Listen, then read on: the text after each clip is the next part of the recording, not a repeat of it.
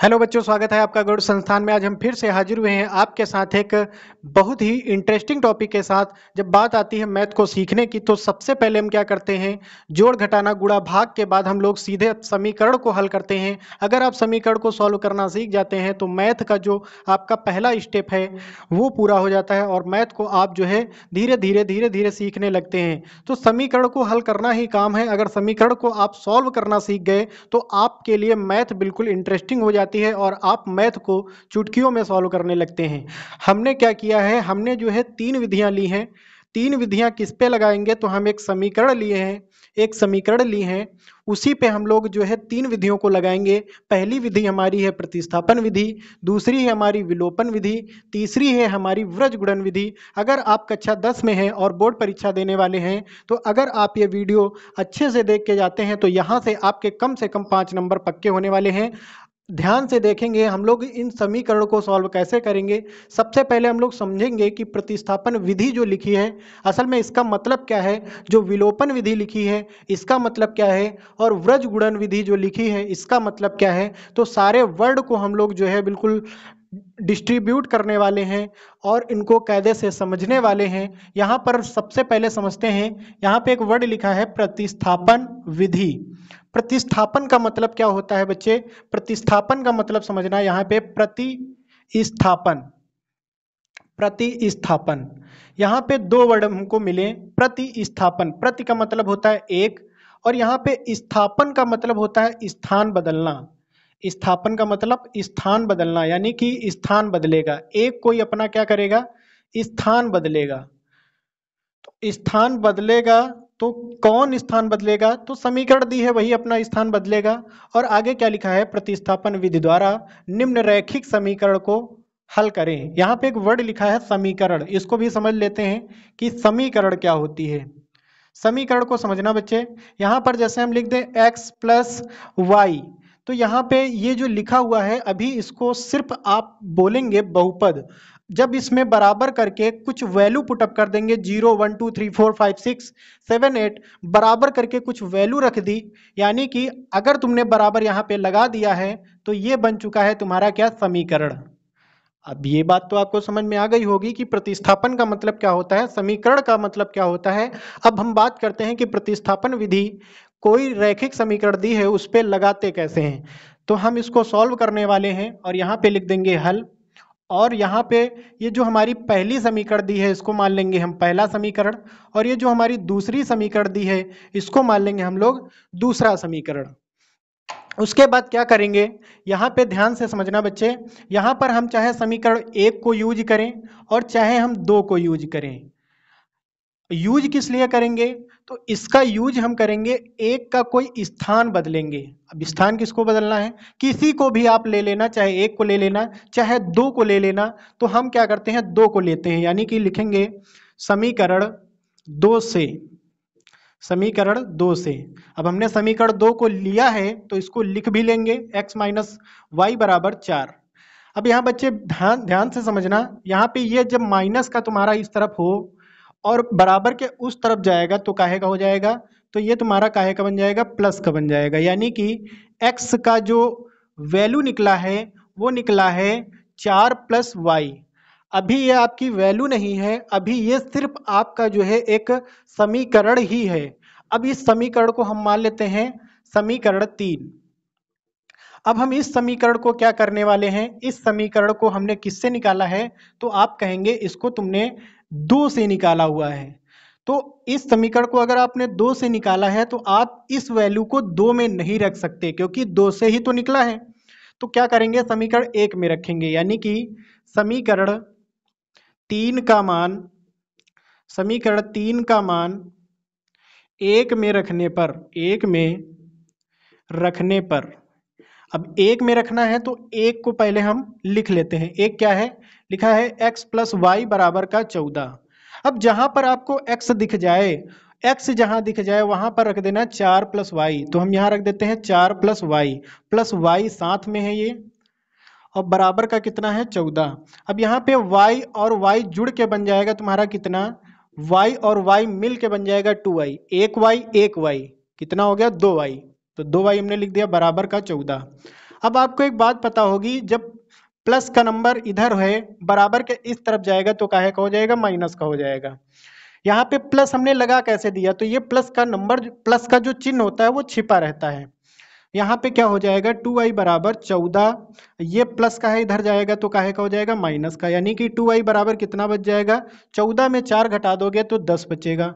आपको एक बात बहुत कायदे से पता होगी, जब चीजें बराबर में हो तो कटती हैं, यानी कि 2 पंचे 10, यानी कि इतना आ गया, y बराबर कितना आ गया है, तो 5 आ गया है। अब ये आपका जो मान है, ये मान आया है y का, तो आप इसको क्या करोगे, आप इसको चाहे 1 में रख दो, चाहे 2 में रख दो, चाहे 3 में रख दो, तो आपको x का मान मिल जाएगा। तो हम क्या करते हैं, हम इसको ज़्यादा आसान बनाने के लिए 3 में ही रखते हैं, क्योंकि 3 में सीधे यहाँ पर रखने से आंसर आ जाएगा। तो y का मान रखते हैं, y का मान समीकरण 3 में रखने पर, 3 में रखने पर, बच्चे 3 में रखने से पहले 3 को लिख लेते हैं। क्या लिखा है, x बराबर 4 प्लस वाई, y जहां पर मिल जाए वहां पे 5 रख देना, यानी कि y की जगह कितना रख दिया, 5, यानी x बराबर कितना बन गया, 9। तो बच्चे आंसर हमारा कितना आ गया है, आंसर हमारा आ गया है x बराबर 9 और y बराबर 5, यानी कि इसको हम लिख देंगे 9, 5। अब एक बात याद रखना, x का मान पहले लिखा जाता है, y का मान बाद में लिखा जाता है। अच्छा, हमने देखो प्रतिस्थापन विधि से किया है, एक रैखिक समीकरण को सॉल्व किया, तो हमारा आंसर आया है 9, 5। अब बच्चों हम देखते हैं कि विलोपन विधि से करेंगे, सेम तुम्हारी रैखिक समीकरण दी है, तो आंसर क्या इसका सेम आएगा या डिफरेंस आएगा, तो हम लोग जो है इसी को समझने वाले हैं। बच्चे अगर आप हमारा वीडियो देखते हैं तो आपने हमेशा एक चीज गौर की होगी कि जो है हम जो भी सवाल लेते हैं हमेशा कंपैरिजन करके पढ़ाते हैं, ताकि आपको बिल्कुल भी कंफ्यूजन ना हो। तो देखते हैं कि विलोपन विधि क्या होती है। सबसे पहले विलोपन विधि पढ़ने से पहले आपको ये पता होना चाहिए कि विलोपन का मतलब क्या होता है। तो बच्चे समझना, विलोपन, यहाँ पे जो विलोपन वर्ड लिखा है इसका मतलब होता है वही वाला क्या, गायब होना। ये जो जादू टोना में होता है, गायब कर देते हैं, वही है विलोपन का मतलब, गायब होना। यानी कि किसको गायब करेंगे, तो यहाँ पे न लड़का है न लड़की है, उसको तो हम गायब कर नहीं सकते, तो हम यहाँ पे किसको गायब करने वाले हैं, रैखिक समीकरण को गायब करने वाले हैं।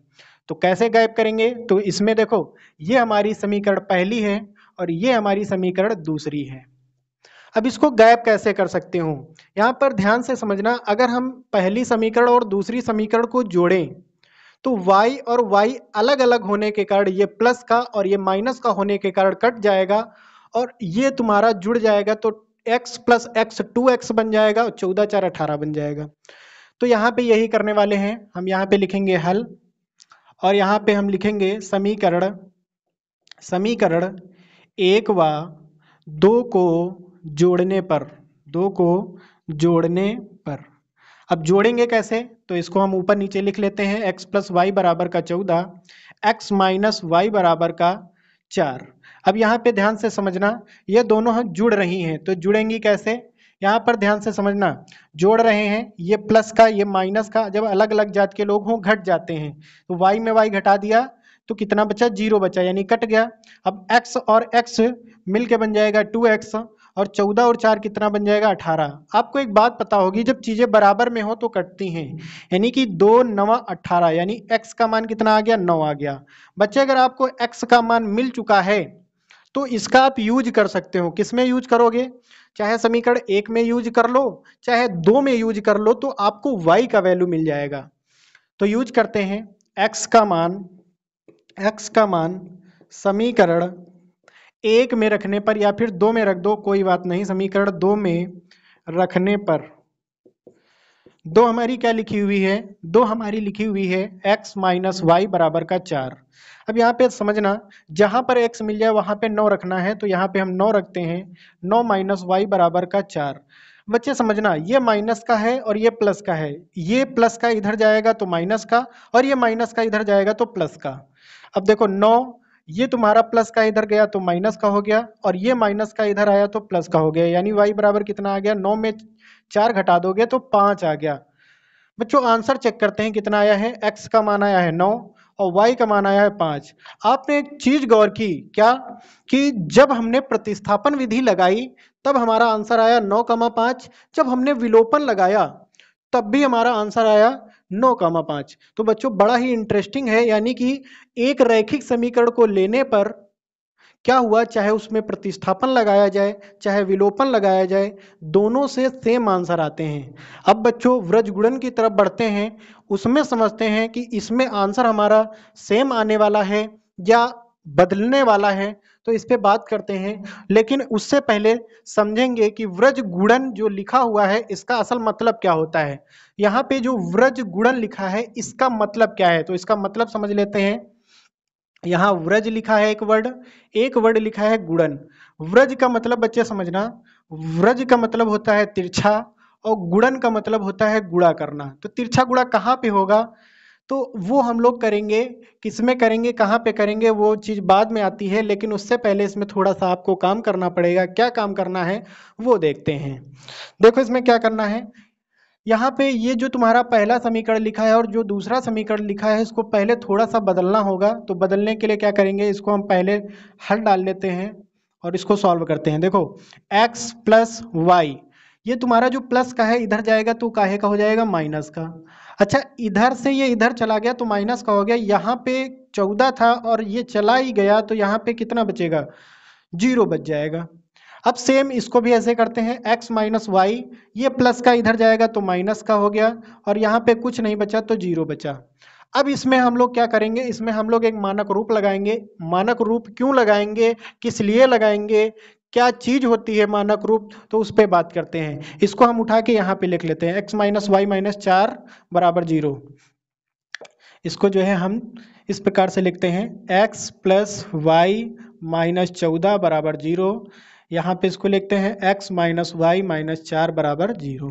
अब यहाँ पे मानक रूप क्या होता है, तो मानक रूप होता है a1x plus b1y plus c1 equal का 0। ये हमारी पहली समीकरण थी तो इसमें हमने क्या लगाया, a1 b1 c1 लगाया। ये हमारी दूसरी है तो इसमें हम क्या लगाएंगे, a2x plus b2y plus c2 equal का 0, यानी कि इसमें क्या लगाया, a2 b2 c2 लगाया। अब यहाँ पे ध्यान से समझना, अगर x और x को हटा दिया जाए तो a1 का वैल्यू कितना मिलेगा, तुम कहोगे यहाँ पे कुछ भी नहीं है। जब यहाँ पे कुछ ना हो तो इसका मतलब 1 है यहाँ पे, यानी कि a1 का मान कितना आया, 1 आया। उसके बाद y को हटाया जाए तो यहाँ पे b1 का वैल्यू तुम कहोगे कुछ नहीं है तो 1 है, यानी b1 का वैल्यू कितना मिल गया, 1।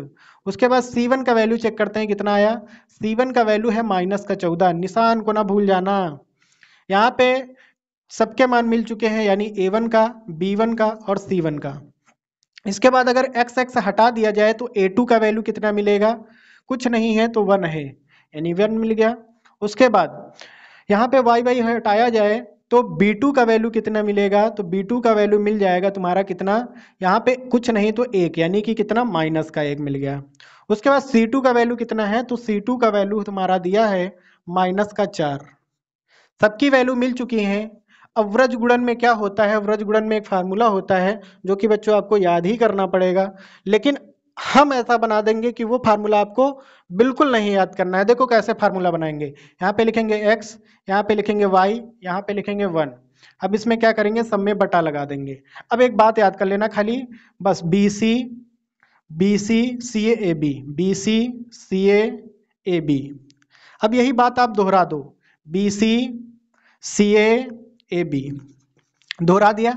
एक कोड याद कर लेना, 12 21 12 21 12 21, सब में माइनस का निशान लगा दो, बस बन गया फार्मूला।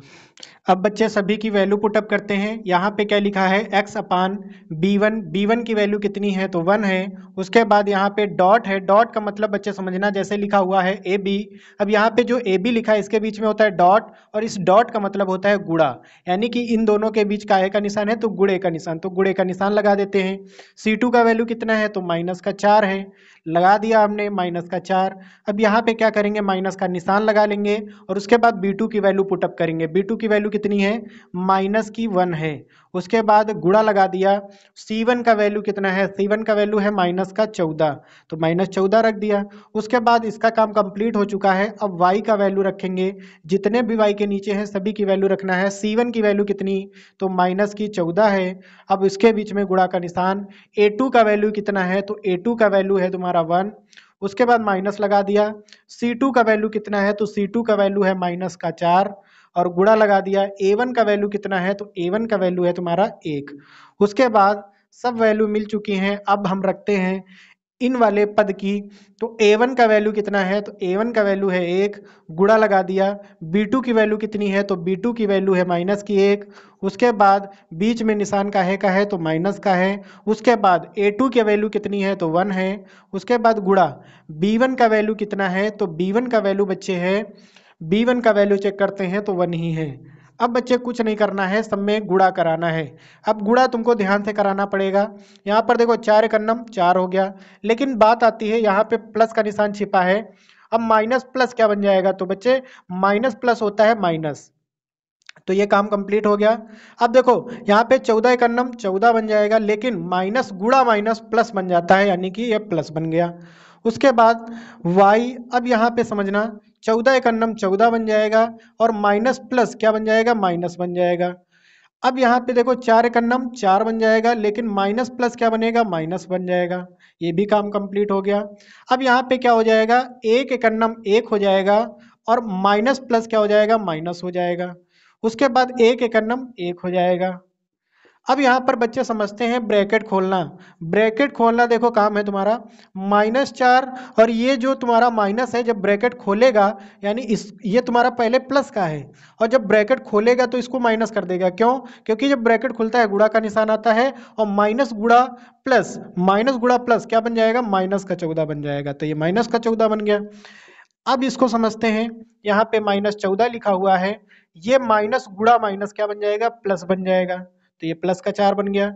ये 1 अपान, अब यहाँ पे माइनस का 1 है और ये तुम्हारा जब इसके अंदर इंटर करेगा तो इसको माइनस का बना देगा, यानी कि -1। अब बच्चों इन सबको जोड़ लेते हैं। यहाँ पे अब लगेगा जोड़ का नियम। बच्चे अगर आपको जोड़ का नियम नहीं आता है तो आप हमारी प्लेलिस्ट में जाके चेक कर सकते हैं, जोड़ का नियम कैसे करते हैं, गुणा का नियम कैसे करते हैं, और चिन्हों का नियम क्या होता है। चिन्हों में 2 नियम होते हैं, एक होता है जोड़ का नियम, एक होता है गुणा का नियम। यहाँ पर बच्चे समझना, जब एक जाति के लोग हों, एक जाति का मतलब क्या है, माइनस का ये भी है माइनस का ये भी है, तो क्या हो जाएगा, जुड़ जाएंगे, यानी 14 4 18, काहे के, माइनस के। अब यहाँ पे बच्चे समझना, जब अलग अलग जाति के लोग हों, ये तुम्हारा माइनस का ये तुम्हारा प्लस का, जब अलग अलग जाति के लोग हों घटेंगे, यानी 14 में 4 घटा दोगे तो कितना बचेगा, 10। लेकिन जीतेगा कौन, तो हमेशा प्लस वाला, यानी कि हमेशा बड़ा वाला ही जीतता है। तो यहाँ पे बड़ा वाला कौन है, माइनस का है। अब यहाँ पे फिर से वही दिखा, क्या, एक जात के लोग, यानी माइनस माइनस के दोनों तो जुड़ जाएंगे और निशान वही आ जाएगा। अब बच्चे कंपैरिजन करा देते हैं, इनका कंपैरिजन इनके साथ और इनका कंपैरिजन इनके साथ। तो कंपैरिजन कराते हैं और देखते हैं क्या आंसर आएगा। तो सबसे पहले इसका कंपैरिजन इसके साथ कराते हैं, यानी कि x अपान माइनस का 18 बराबर 1 अपान माइनस का 2। बच्चे आपको एक बात पता होगी, जब चीज़ें बराबर में हो कटती हैं, यहाँ पे देखो ये नीचे लिखा हुआ है -2 और ये नीचे लिखा है -18, तो माइनस से माइनस कैंसिल और 2 9 18, यानी कि क्या बन गया, तो आप कहेंगे x अपान 9 बराबर 1 अपान 1 बन गया। अब बच्चे यहाँ समझना, x एकन्नम x, यहाँ पे लगेगा तिरछा गुणा। यहाँ पे बताया गया था आपको व्रज गुणन का मतलब तिरछा गुणा, और जो कि कहाँ पे लग रहा है, सबसे नीचे लग रहा है। तो x एकन्नम x और ये कितना हो गया, 9 एकन्नम 9, और ये आपको आ गया है x का मान। इसी प्रकार से हम लोग निकालते हैं y का मान। y को इसके साथ कंपेयर कराएंगे, यानी y अपान लिखा है माइनस का 10 बराबर 1 अपान माइनस का 2। बच्चे आपको एक बात पता होगी क्या, जब चीजें बराबर में हो तो कट जाती हैं, ये नीचे ये भी नीचे, माइनस से माइनस कैंसिल और 2 पंचे 10, यानी क्या बन गया, y अपान 5 बराबर 1 अपान 2 बन गया। अब देखो तिरछा गुणा करा देंगे तो यहाँ पे क्या 1 अपान 1 बना है बच्चे, यहाँ पे y एकन्नम y बन जाएगा और 5 एकन्नम 5 बन जाएगा, यानी कि क्या आंसर आया है, तो x बराबर 9 आया है और y बराबर 5 आया है। बच्चों आपने देखा कि जब हमने क्या किया था, प्रतिस्थापन से किया था तो 9,5, विलोपन से किया तो 9,5, जब हमने व्रज गुणन से किया तो 9,5। बच्चों बड़ा ही इंटरेस्टिंग था समीकरण को हल करना, यानी कि समीकरण को जैसे जैसे हमने हल किया, तीनों विधियों से हल करके देखा, तीनों से सेम आंसर आया था। बच्चों अगर आपको ये वीडियो अच्छी लगी है तो प्लीज़ इसको लाइक कर देना, चैनल को सब्सक्राइब जरूर कर लेना ताकि आपको इसी प्रकार की बेहतरीन वीडियो मिलती रहे। जय हिंद, वंदे मातरम।